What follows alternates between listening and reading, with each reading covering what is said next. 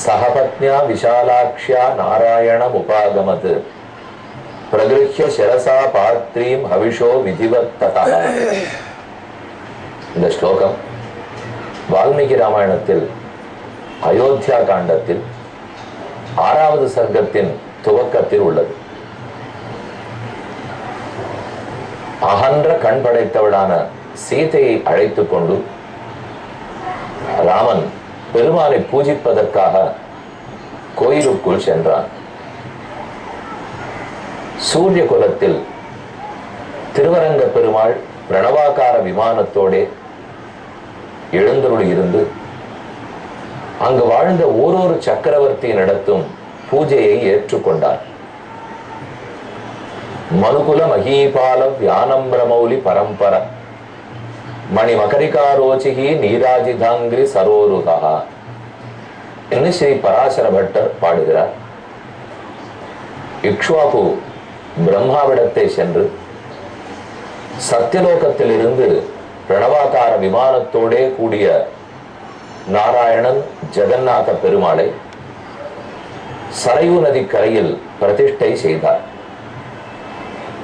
முதல் அரசனிடத்திலிருந்து ராமன் வரை ஓரொரு அரசனாக இந்த பெருமானுக்கு ஆராதனம் செய்து கொண்டு வந்தார்கள். இப்போது ராமனும் இவ்வெம்பெருமானை ஆராதிக்கத்தான் சீதையோடே உள்ளே புகுகிறார். இதே எம்பெருமான் ராமனால் விபீஷணனுக்கு பரிசாக கொடுக்கப்பட்டு அவரை விபீஷணன் லங்கையை நோக்கி அழைத்து சென்ற போதுதான் வழியிலே ஸ்ரீரங்கத்தில் எழுந்துருள பண்ணப்பட்டார். 2 காவிரிகளுக்கு நடுவில் திருவரங்கத்தில் பிரணவாகார விமானத்துக்கு கீழே எழுந்துருள் இருக்கும் அரங்கனே முன்னாளில் அயோத்தியில் சரையூ நதிக்கரையில் இருந்தவர்.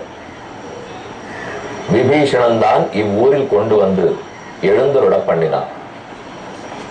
அப்ப ராமனும் திருமாலே, ஸ்ரீ ரங்கநாதனும் திருமால் தான். பெருமானே தன்னை பூஜித்துக் கொள்ளுவாரா? தானே தனக்கு அர்ச்சகனாக இருப்பாரா? இருக்க வேண்டிய தேவை ஏற்பட்டது. பகவான் யாராரோ அவனை ஆராதிக்கிறார்கள். எப்பேற்பட்டவர்களாக இருந்தாலும் அவனுடைய பெருமைக்கு தக்கபடி நம்மால் ஆராதிக்க முடியாது. இதனால் பெருமானுக்கு குறை. நம்முடைய வைபவத்துக்கு நம்முடைய தகுதிக்கேற்ற ஒருத்தன் வர வேண்டாமா என்று நினைத்தார். வேடிக்கையாக பார்ப்போமானால் ஒருத்தனுக்கும் ஒருத்திக்கும் கல்யாணம் நடந்தது. மனைவி சமைக்க தொடங்கினாள். நன்றாக சமைப்பாள். ஆனால் சில சமயம் உப்பு குறையலாம், புளி குறையலாம், சர்க்கரை குறையலாம். முதல் 2-3 ஆண்டுகள் வரை இப்படி ஏதேனும் குறைந்திருந்து கணவன் கூறுவானால் அதை உடனே மனைவி சரிப்படுத்துகிறாள். கல்யாணம் நடந்து குழந்தைகள் பிறந்து 10 ஆண்டுகள் கழித்து இதே குறை நிகழுமானால் அதை பற்றி அவ்வளவாக கண்டுகொள்ளாமல் விட்டுவிடலாம். 20 ஆண்டுகள் கழித்து கணவன் இதே போல குறை கூறினால் இனி நம்மால் இதை சரிப்படுத்த முடியாது, இனிமேலும் வேண்டுமானால் உங்களுக்கு நீங்களே மனைவியாக பிறந்து சமைத்து சாப்பிட்டுக் கொள்ளவும் என்கிற பதில் கிடைக்கும். அதே போலத்தான் இப்ப பெருமானுக்கும் ஒருத்தொருத்தரும் அவரை நாம் ஆராதிக்கிறோம். ஆனால் அவர் பெருமைக்கு தகுந்து அவருக்கு திருப்தி ஏற்படுற அளவுக்கு பற்றிவதில்லை. இறுதியில் என்ன செய்யலாம்? அவரே அர்ச்சகராக பிறந்து ஆராதித்துக் கொள்ள வேண்டியதுதான்.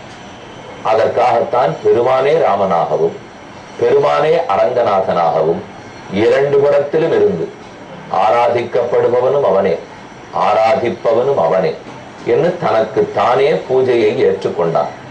ஸ்ரீ வேதாந்த தேசிகன் யாதவாபியுதயம் என்று பாடியுள்ளார். முழுவதும் கிருஷ்ண சரித்திரம்.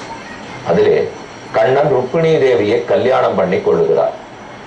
அந்த சமயத்தில் நடுவே அக்னியை வலம் வருகிறார்கள். கண்ணன் ருக்மிணி தேவியின் கையை பற்றி கொண்டு தீவலம் வருகிறான். அக்னி பிரதட்சணம் பண்ணுகிறான்.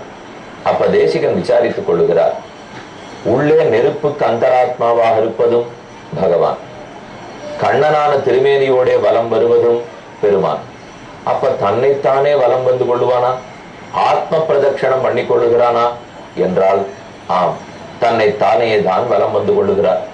அங்கெப்படி தன்னைத்தானே வலம் வந்தாரோ அதை போல்தான் ராமாவதாரத்தில் தன்னைத்தானே அர்ச்சனம் பண்ணி கொண்டார். இப்போது நாம் வேலூரில் கலாஸ்பாளையத்தில் உள்ள கோதண்டராம சுவாமி ஆலயத்தை அடைந்துள்ளோம். புராதனமான ஆலயம், சற்றே பழுதுபட்டுள்ளது. இதற்கு திருப்பணி நடந்து சீக்கிரத்தில் சம்பிரோக்ஷணமும் நடைபெற வேண்டும். ஏற்கனவே பார்த்த கோயிலும் அதே நிலைமை, இப்போது நாம் தரிசிக்கும் கோவிலும் அதே நிலைமை, இன்னும் சற்றே குறைவான நிலைமை.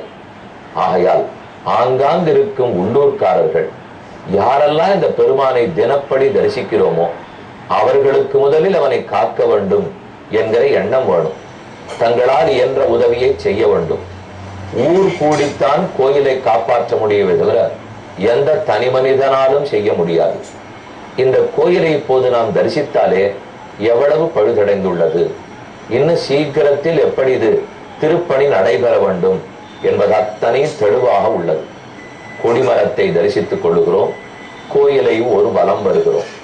இங்கே கோதண்டராமர் உண்டு, ஆண்டாள் எழுந்தருளி இருக்கிறார், வரதராஜ பெருமான் எழுந்தருளி இருக்கிறார். நாம் வந்த பொழுது புரட்டாசி சனிக்கிழமையாக இருக்கிறபடியால் வரதராஜ பெருமானுக்கு புறப்பாடும் நடைபெற்றது. எல்லாமே உள்ளது. ஆனால் கோயில் செப்பனிடப்பட வேண்டும். கோதண்டராம சுவாமி கோயிலை மெதுவே நாளை மறுநாளும் சேவிப்போம். தற்போது அயோத்தியா காண்டத்தை தொடர்வோம். ராமன் சீதையோடே கூட நாராயணனுக்கு ஆராதனம் பண்ண இறங்குகிறார். அப்போது அந்த பெருமானுக்கு நாராயணன் ஜெகநாதன் என்று திருநாமம். பிற்பாடுதான் அவர் அரங்கநகரப்பன் ஆறான். எப்ப திருவரங்கத்தில் வந்து பள்ளி கொண்டாரோ அப்போதிலிருந்துதான் அரங்கநாதன். அதற்கு முன்வரை நாராயணன் பெயர், ஜெகநாதன் பெயர், இக்ஷ்வாகு குல தெய்வதம் என்று பெயர். இக்ஷ்வாகு குலத்துக்கே ஒரே தெய்வமாய் குல தெய்வமாக பெருமான் விளங்கி இருக்கிறான். ராமன் சீதை அழைத்துக் கொண்டு போகுகிறார். எதற்காக? தனித்து போய் சேவிக்க கூடாதா என்றால் கீழேயே தெரிவித்தேன். பெருமானை அனுபவிக்க போகும்போது தனியாக போனால் ரசிக்காது, துணையோடு போனால் தான் ரசிக்கும். ஆண் பெண் காமசுகம்னு வச்சுங்க, தனித்து போனால் தான் ரசிக்கும்.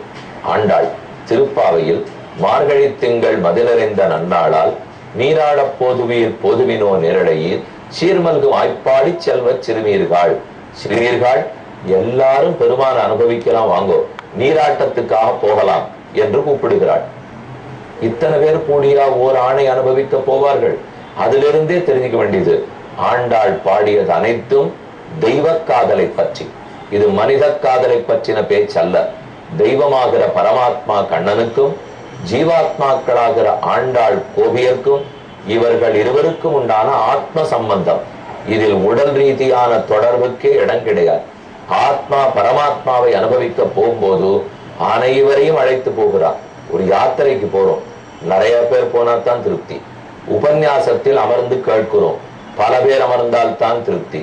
கோவிலுக்கு போகிறோம், பெருமான் உற்சவத்தில் பங்கு கொள்ளுகிறோம், பல பேரோடு கேட்டால்தான் திருப்தி. பெருமான பத்தின பாசுரங்கள் இசையமைத்து பாடுகிறார்கள், கச்சேரி கேட்க போவோம், நிறைய பேர் இருந்தா தான் திருப்தி. அப்ப கோயில், பரமாத்மா, ஜீவாத்மா இது தொடர்பான எதுவாக இருந்தாலும் துணை கேள்வியாக இருக்க வேண்டும். கூட்டமாக அனுபவித்தால் தான் ஆனந்தத்தையே கொடுக்கும். அதற்காகத்தான் ராமன் தனித்து போகாமல் சீதையும் கூட அழைத்து கொண்டு போனார். பெருமானுக்கு மெதுமெதுவே பூசிக்கிறார். அர்க்யம், பாத்தியம், ஆச்சமனீயம், புஷ்பம், அகிர்புகை என்று ஒன்றொன்றா சமர்ப்பிக்கிறார். சீதை கிடந்து கொண்டிருக்கும் பெரிய பெருமாளை தரிசிக்கவே மாட்டாளாம். அவள் வைத்த கண் வாங்காமல் ராமனையே பார்த்து கொண்டிருக்கிறாள். எவ்வளவு அழகா எடுத்து சமர்ப்பிக்கிறார். அவர் பூசாத்துகிற அழகென்ன, சந்தனம் சமர்ப்பிக்கிற இன்பம் என்ன, இதை பார்த்து பார்த்து அப்போ தெய்வம் தொழாள், கொழுன தொழுதெழுவாள் என்று சொல்லுகிறோம். தெய்வத்தை தொடாதவர்கள் கூட இதோ மனித உருவில் இருக்கும் பக்திமான், தெய்வமே தானே இந்த பக்திமான் இருக்கார், அவரையே வைத்த கண் வாங்காமல் பார்த்து பார்த்து கண்கள் அகன்று போயின. இதுக்குத்தான் கீழே சொன்னேன், விஷாலாட்சிங்கிற பேர் வரணும்னா கண்ணு அகலமா இருக்கணும், அப்பதான் பேர் ரசிக்கும். கண்ணு அகலமாகணும்னா ராமநாட்டம் ஒரு கணவன் ஆராதனம் பண்ணிருக்கணும், சீதையாட்டம் ஒரு மனைவி அந்த ஆராதனத்தை பார்த்து பார்த்து பார்த்து கண்ணு அகன்று போயிருக்கணும். லோகத்துல இன்னைக்கு ரெண்டுமே இல்லை, கணவன் ராமநாட்டம் இல்லை ஆராதிக்கிறது இல்லை, மனைவி சீதையாட்டம் இல்லை அதை பார்த்துட்டு இருக்கிறது இல்லை. அன்று இருந்தது போதும். சகபத்யா விஷாலாட்சியா நாராயணம் உபாகமத் பிரகிருஹ்ய சரசா பாத்ரியம் ஹவிஷோ விதிவத் ததா ஸ்ரீமத்யயதனே விஷ்ணோ சிஷ்யே நரவராத்மஜா. நரர்களுக்குள் சிறந்தவனான ராமன் விஷ்ணுவே இங்கு சயனித்துக் கொண்டிருக்க அவர் ஆராதிப்பதற்காக புகுந்தார். கிருதோபவாசந்து ததா வைதேஹ்யா சக ராகவம். வைதேகியோட சேர்த்து அன்றிரா பொழுது முழுக்க பட்டினி கிடந்து விரதம் இருந்து கர்ப்பத்தை பரப்பி ராமன் பெருமானிடத்தில் வேண்டிக் கொள்கிறார். ஸ்ரீவைஷ்ணவ மரபிலே ராமனுக்கு பெருமாள் என்று பட்டப்பெயர், அரங்கநாதனுக்கு பெரிய பெருமாள் என்பது பட்டப்பெயர். பெரிய பெருமாள் அரங்கநாதன், பெருமாள் ராமன். இப்ப அவ ரெண்டு பேருக்கும் தான் நடக்கிறது, பெருமாளும் பெரிய பெருமாளும் என்ன நம்ம சேர்த்து பார்த்துக்க வேண்டியதுதான். பெருமாள் தான் ராமன், அவர் ஆராதிக்கிறார், பெரிய பெருமாள் ஆராதனத்தை ஏற்றுக்கொள்கிறார். ராமன் என்ன வேண்டிக் கொண்டிருப்பார்? தசரதனும் வசிஷ்டரும் சொல்லி அனுப்பித்தது என்ன?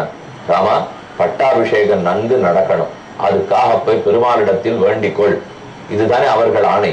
உள்ள போன பெருமான் பெருமானுடைய திருவடிகளை கெட்டியா பிடிச்சுக்கிறார். பிடித்து கொண்டு என்ன இன்னும் நடக்க வேண்டியதெல்லாம் ஆரம்பிக்கவே இல்லை, இப்படியே கதை போயிட்டு இருந்ததுன்னா அயோத்தியா காண்டத்துல இன்னும் அடுத்த 2 சர்க்கத்துல பட்டாபிஷேகம் முடிஞ்சு போயிடும். முடிஞ்சு போயிட்டால் நம்ம என்ன ராமனின் அருளமுதத்தை முடிச்ச வேண்டிதானா? மேல கதையெல்லாம் கிடையாதா? உபன்யாசகர்கள்லாம் 9 நாள் 10 நாள் ராமாயணம் சொல்லணுமே, எப்படி சொல்லுவார்? பட்டாபிஷேகமே முடிஞ்சு படுத்தினால் ராமாயணமே முடிஞ்சு படுமே. ராமனுக்கு குறுகுறுப்பு. அப்ப தேவர்கள் வேண்டிக் கொண்டதை எப்படி நிறைவேற்ற? ராவணனை கொன்றாகணும், ராட்சசர்களை அழித்தாக வேண்டும். இது ஒண்ணுமே ஏற்பாடே நடக்கலையே. நாராயண பெருமாளே, இப்படியே இது நன்னா நடந்து முடிஞ்சு கொடுத்துனா நான் என்ன பண்ணுவேன்? வந்த பயன் நன்னா நடக்க வேண்டாமா என்று ராமன் பிரார்த்திக்கிறான். இவன் உள்ள போய் வேண்டிக் கொள்கிற வேலைதான் கிடு கிடு கிடுன்னு வெளியில வேலை ஆரம்பிக்கிறது. வெளியில நடந்தது என்ன? மந்தராங்கிற கூனி அப்பதான் மேல் மாடிக்கு ஏறி என்னமோ ஊரே விழாக்கோலம் போண்டிருக்கிறதே என்னான்னு பார்ப்போம் என்று ஏறுகிறாள். அது வரைக்கும் அவன் மேல ஏறவே இல்லை. ராமனுக்குதான் பதைப்பிப்போ, என்ன ஒண்ணுமே நடக்க மாட்டேங்கிறது, பெருமானே உன் அனுகிரகத்தாலதான் ஒழுங்கா பட்டாபிஷேகம் தடைப்பட்டாகணும் என்று வேண்டுகிறார். ஒழுங்கா பட்டாபிஷேகம் நடக்கணும்னு வேண்டிக்கு போல பட்டாபிஷேகம் தடைப்பட வேண்டாமா என்று பெருமானிடத்தில் வேண்ட அவரும் ஆமோதிக்கிறார். அயோத்தியானலய ஸ்ருத்வா சர்வ பிரமுதிதோ ஜன தத பௌரஜன சர்வா ஸ்ருத்வா ராமாபிஷேகனம். உள்ள பெருமாள் பிரார்த்தனை பண்ணிட்டு இருக்கார், வெளியில இருக்கிற ஜனங்களுக்கெல்லாம் கொண்டாட்டம். ராமன் பெருமானை ஆராதிக்க போய்விட்டான், இன்று இரவு முழுக்க ஆராதிப்பான், நாளை பகலில் ஊரே கூடி ராமனுக்கு பட்டாபிஷேகம் நடக்க போறது, நம் ஆசை நிறைவேற போகிறது என்னும் மக்களுக்கெல்லாம் கொண்டாட்டம்.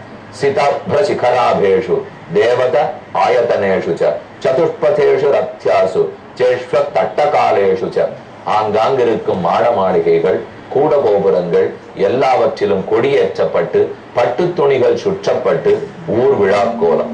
அலங்காரம் புறசெய்வம் கிருத்வாதத் புறவாசினா ஆகாங்ஷமானா ராமஸ்ய யௌவராஜ்ய அபிஷேகனம். ராமனுக்கு இளவரசு பட்டம் கட்டுவதை மக்கள் வரவேற்றார்கள், எதிர்பார்த்திருந்தார்கள். சிரஞ்சீவது தர்மாத்மா ராஜா தசரதோனகா யத் பிரசாதேன அபிஷிக்தம் ராமம் திரக்ஷ்யாமஹே ஜனஹ. நம்ம ஜனங்கள் எல்லாம் திரக்ஷ்யாமஹே வாகன்.